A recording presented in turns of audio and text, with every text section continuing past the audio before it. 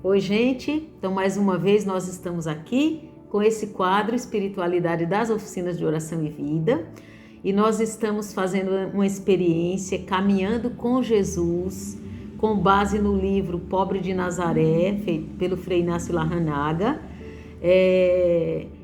onde nós encontramos ali as meditações do Frei nos Evangelhos, mais estudos dele sobre a vida pública de Jesus, e que nos permite fazer essa caminhada tão rica para conhecer mais Jesus e assim amar mais a Jesus e aos irmãos, que é a grande mensagem de Jesus. Então, para fazer mais esse momento de experiência, vamos pedir que o Espírito Santo nos conduza, porque somente Ele pode nos fazer entender, aprender e transformar o nosso coração nessa caminhada junto com Jesus. Vem, Espírito Santo, enche os corações dos teus fiéis e acende neles o fogo do teu amor. Tu és a força que vigoriza nosso trabalho, o alento que vivifica nossa alma, a luz que ilumina nossa mente, o motor de nossas boas obras. Dá-nos docilidade para seguir teus mandados, entender tua mensagem e gozar sempre da tua consolação. Por Cristo, Senhor nosso. Amém. Muito bem, então hoje nós já estamos chegando naquele momento em que os espiões não deixavam Jesus em paz. Quando João Batista desapareceu de uma maneira quase macabra, desta maneira os sinedritas, sem mover um dedo, se livraram de um personagem molesto, na opinião deles. Mas agora aparece outro sujeito mais perigoso, de novo na opinião deles, que lança duros golpes contra a própria essência da doutrina. As altas autoridades de Jerusalém organizaram uma rede de espionagem em torno do novo profeta. Para montar a conspiração, se apoiaram em primeiro lugar nos fariseus e escribas residentes na Galileia. Estes grupos clericais foram os primeiros que, por instigação e encargo do grande sinédrio, começaram a rondar em torno de Jesus, aproximadamente no segundo semestre da sua vida pública. Mais tarde, usariam o mesmo método, o mesmo processo na capital, onde eram especialistas em matérias de lei, para submeter Jesus a interrogatórios mais complicados. Assim, os espiões locais estabeleceram rapidamente um correio diligente com as autoridades de Jerusalém. Os passos e andanças de Jesus, o que fazia e dizia, tudo se transmitia pontualmente às autoridades de Jerusalém. No princípio, os espiões se misturaram cautelosamente às multidões devido à popularidade de Jesus. Tudo que anunciava a sua doutrina e era considerado errado, o remetiam rapidamente ao centro religioso da capital. Eram profissionais na arte da polêmica, sobretudo os espiões que chegavam da capital. Eram artistas consumados em espalhar armadilhas e dar rasteiras. Viviam obsessivos pela ortodoxa. Eram espertos manipuladores das palavras. Permaneciam eternamente mergulhados em discussões por sutilezas e ninharias. Com esta classe de pessoas teve que haver-se o pobre de Nazaré. Por sorte, por graça de Deus, Jesus não só dispunha de uma inteligência privilegiada, como estava dotado de uma excepcional capacidade dialética. Não entrava em seu programa o capítulo A Controvérsia, mas os protetores da doutrina o arrastaram a este campo estéril e assim grandes passagens evangélicas estão destinadas a uma atividade tão pouco evangélica como a controvérsia. Naquele dia, Jesus se dirigiu à casa de um mendigo, onde costumava evangelizar.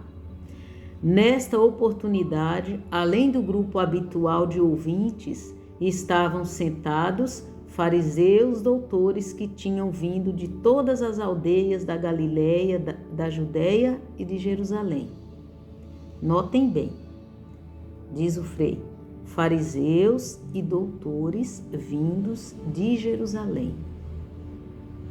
Quando Jesus começou o seu discurso, alguns homens que levavam um paralítico numa maca procuravam abrir passagem, forçando entre a multidão, e se aglomerava à entrada da casa. Houve naturalmente protestos e cotoveladas. Ante a impossibilidade de conseguir o que queriam, trouxeram uma escada e com dificuldades colocaram o paralítico no telhado e desceram até depositá-lo diante do mestre.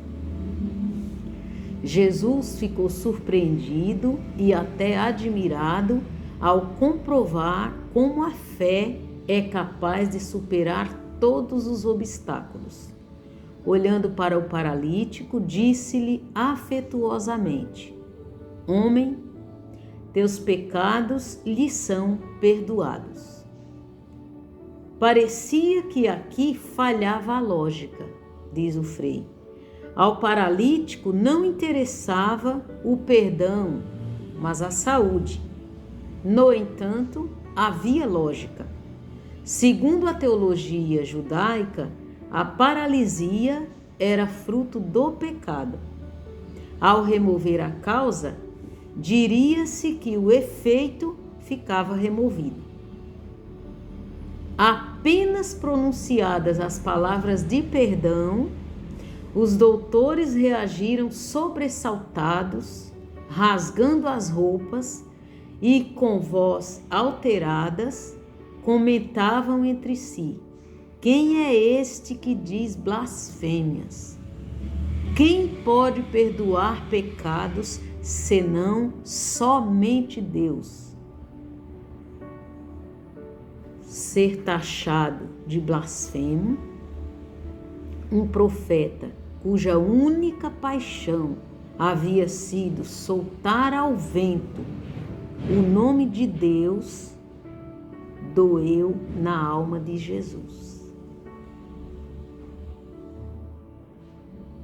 Era a cegueira de quem não queria ver.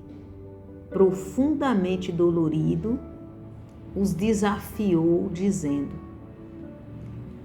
respondam-me se fores capazes. O que é mais fácil dizer? Seus pecados estão perdoados, ou levante-se e ande? Um longo silêncio foi a resposta. Na realidade, não havia resposta possível, pois, se perdoar pecados é privilégio exclusivo de Deus, também o é fazer caminhar um paralítico. O pobre de Nazaré tomou em suas mãos a brasa ardente daquele desafio. E ante o pasmo geral, e sem deixar de olhar em seus olhos, em seus rostos, disse: pois para que vejam que o Filho do Homem tem poder para perdoar os pecados, disse ao paralítico: eu te mando, tome tua maca e vá para casa. E diante do assombro de todos, o paralítico se levantou, tomou a maca em seus ombros e se foi. O povo tinha só um comentário: vimos coisas incríveis, e louvavam a Deus.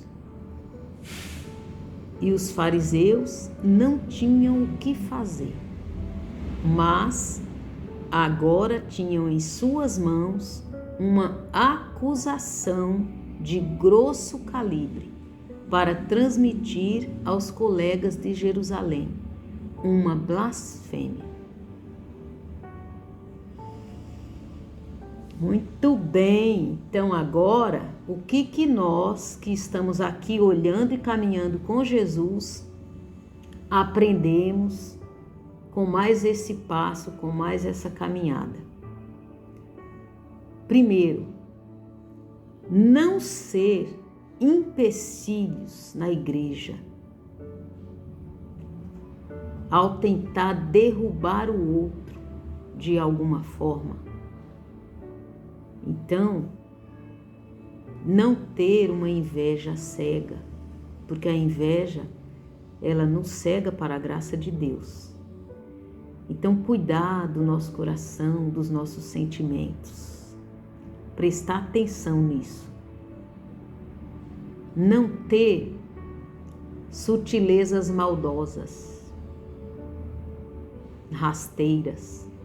Cuidar também do nosso coração. Cuidar, ficar atento. Não agir por impulso, como Jesus. Parar e pensar primeiro. Pedir a visão divina para perceber e não cair nas armadilhas que estão por aí no mundo. Pedir sabedoria a Deus, né? Então, pedir sabedoria a Deus para agir como Jesus, para estar preparado como Jesus estava preparado. E também não ser aquele que atrapalha. Além de não ser o que atrapalha, ser o preparado para receber os despreparados. Inclusive tem uma passagem de Jesus que ele diz, né, que a gente deve ser mansos como a pomba e espertos como a serpente. Então esse esperto é para a gente perceber as artimanhas, para saber se livrar dessas armadilhas, né? Saber lidar com essas situações, como Jesus. Infelizmente, a humanidade, quando se afasta de Deus, é capaz de tudo para defender esse eu absurdo que se cria, né, no ser humano, o ser quando está longe de Deus, o ser que quer ser Deus. É capaz de tantas coisas, de tantas artimanhas. Nós precisamos verdadeiramente nos livrar do nosso ego, pedir todo dia a Jesus para que nos cure e devagarinho, paulatinamente, e percebendo quando nós estamos agindo por interesse, puro interesse pessoal, para que a gente se livre, né, desse grande mal, esse grande mal que é o mal do mundo. E também assim a gente acabe aprendendo a compreender, saber que o ser humano, quando se afasta de Deus, é capaz de tantas coisas. É capaz de tantas coisas. Então a gente precisa rezar por nós e pelo mundo inteiro também. E cuidar para não se afastar de Deus de jeito nenhum. Então, muito bem. O que a gente vai fazer agora? Primeiro uma oração, pedindo um coração como o de Jesus, para depois eu falar para vocês a sugestão pessoal, que vai ser maravilhosa nessa semana. Jesus, manso e humilde de coração, ardentemente te suplico que faças meu coração semelhante ao teu. Dá-me a graça de ir adquirindo paulatinamente e progressivamente um coração desprendido e vazio, manso e paciente, dá-me a graça de sentir-me bem no silêncio e no anonimato. Que meu coração não sinta necessidade de autossatisfação e possa eu dormir todos os dias no leito da paz. Reveste-me de doçura e paciência, mansidão e fortaleza, suavidade e vigor, maturidade e serenidade. E os que me veem, não me vejam, te vejam, Jesus. Amém. Amém. Então, muito bem, sugestão para uma experiência pessoal, e é aqui que Jesus nos ajuda a crescer na nossa espiritualidade. Após pedir a luz do Espírito Santo, meditar o texto de Marcos 2, de 1 a 12. Número 2. Conversar com Jesus sobre duas situações que me afastam do amor de Deus. A inveja, que me cega para as coisas de Deus, e o preconceito, que muitas vezes me faz não ver a mensagem de Deus. Porque quem traz pode não ser para mim digno de tamanha mensagem. E aí, pelo preconceito, eu deixo de receber a mensagem. Então, pedir a Jesus, né? Pedir a Jesus. Terminar pedindo a Jesus um coração dócil à sua mensagem de amor. Muito bem. Então, agora, para fechar com chave de ouro, ouçamos esse canto maravilhoso e vamos rezar com Jesus.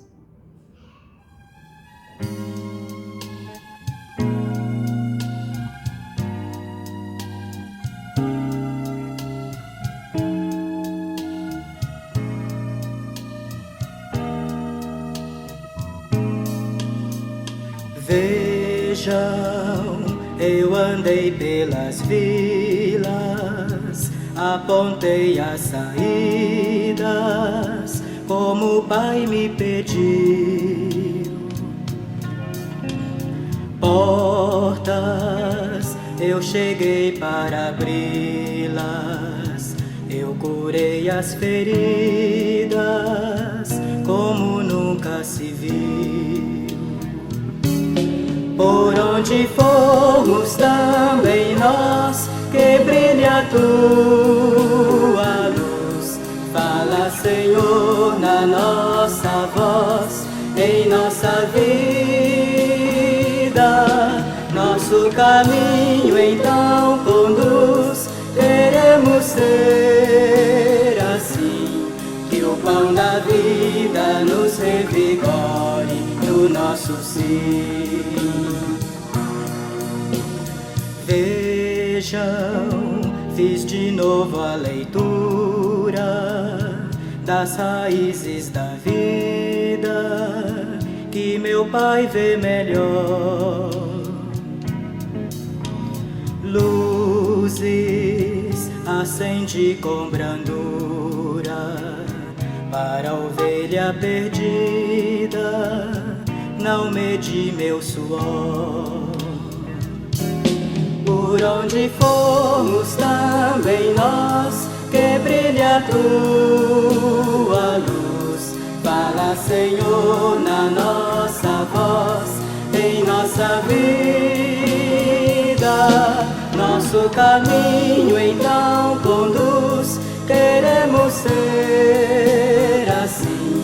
Que o pão da vida nos revigore no nosso sim. Vejam, procurei bem aqueles que ninguém procurava e falei de meu Pai. Pobres, a esperança que é deles eu não quis ver escrava de um poder que retrai. Por onde formos também nós, que brilhe a tua luz. Fala, Senhor, na nossa voz, em nossa vida. Nosso caminho então conduz, queremos ser assim, que o pão da vida nos revigore no nosso ser. Vejam, semeie consciência nos caminhos do povo, pois o Pai quer assim.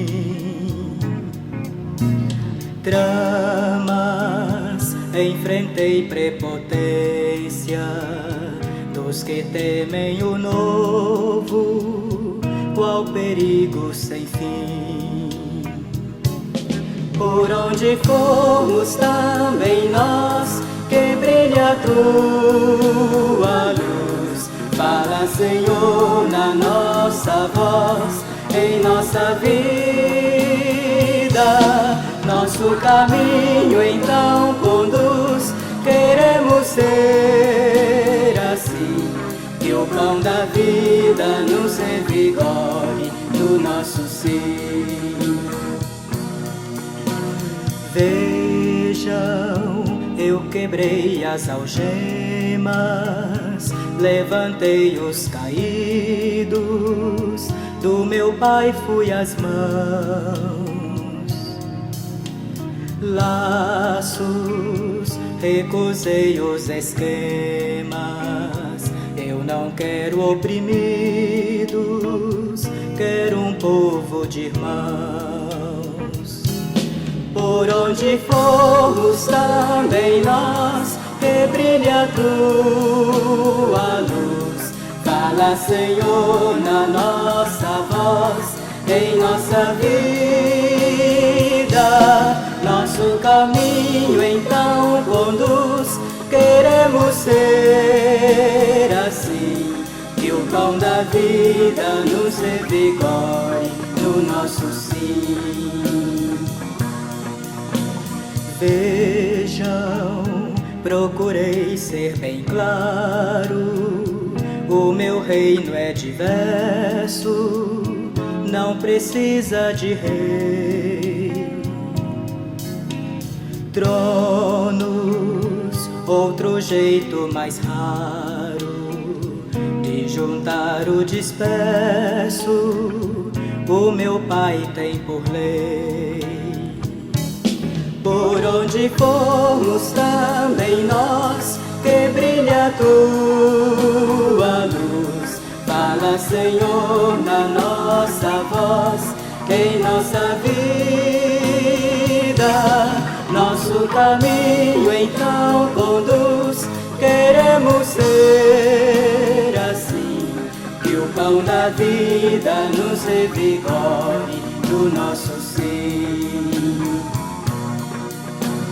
Vejam, do meu Pai a vontade, eu cumpri passo a passo, foi pra isso que eu vim.